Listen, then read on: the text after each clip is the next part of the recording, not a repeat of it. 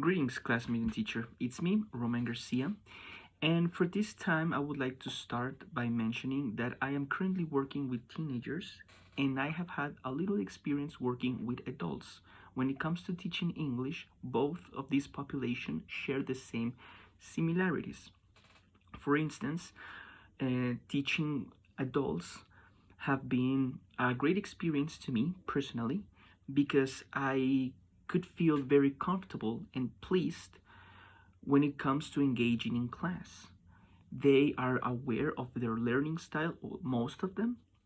They are aware of how they learn, what they like, and their preferences when it comes to learning.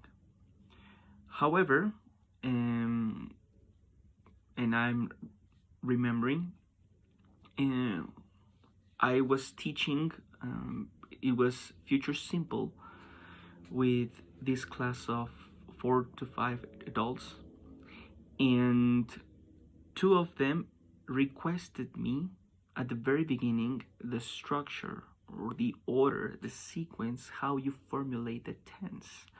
It impressed me because I was going to, but not at the very beginning.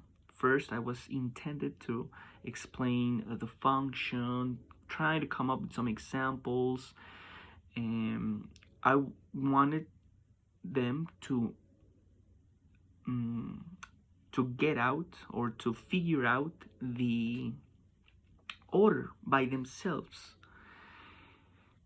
Nevertheless, two of them requested me, "Hey teacher, I want. Can you please give us the structure or how do you formulate order word by word?" So I was very surprised because they were very methodic. I'm not saying all adults are like this, but many of them, they are very comprehensible and they are aware of a sequence, of an order, that everything should be and have balanced in a sequence. So it is good. For me, it was okay. I wasn't uncomfortable and I couldn't have any problem with that. I provided them the structure and then we move on to the exercise and the activities. Everything worked out as planned. So, in my experience, I would say that adults come with more methods to expect it from the teacher.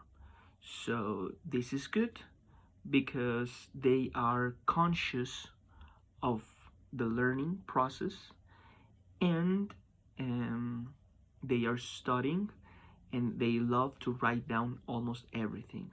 So, as long as they have their backup and their intel, everything will work out good. Maybe that's not very immersive at the very beginning, yet um, the results or the outcome will show up eventually. On the other hand, with teenagers, I like how they are motivated. The well motivated teenager will show a tremendous progress in a very short term.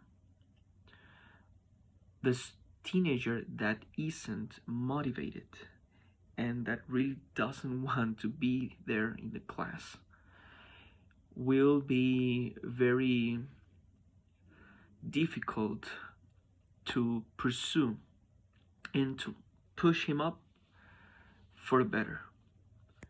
Yet, in my experience, I always work with incentives, with rewards, with the behaviorism approach because they love rewards and gifts and surprises because they like to show off their progress, their skills, their competencies, and they also like to give a reward.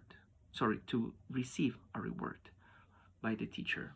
It could be extra points, it could be 10 minutes more of recess, it could be a chocolate, a little candy, or choosing the next mini game to play in class. Any of these rewards have helped me to first connect with the teenagers and then to bond it with the class in a more immersive and confident way. When the teenager isn't comfortable, when he or she doesn't like the class or the subject, which is totally normal, then as teachers, we should try to push them up, to make them happier somehow. I'm not saying we should be the class clowns, but we are a formative figure of authority and also of learning. So, putting aside the motivation, the incentives, teenagers also like to work together in teams on projects because they are very talkative, most of them. So, what has helped me a lot is peer practice or peer projects. When they engage one to another, then the class runs smoothly also. On the cons, we need to be monitor we need to be monitoring the class and act as a guidance.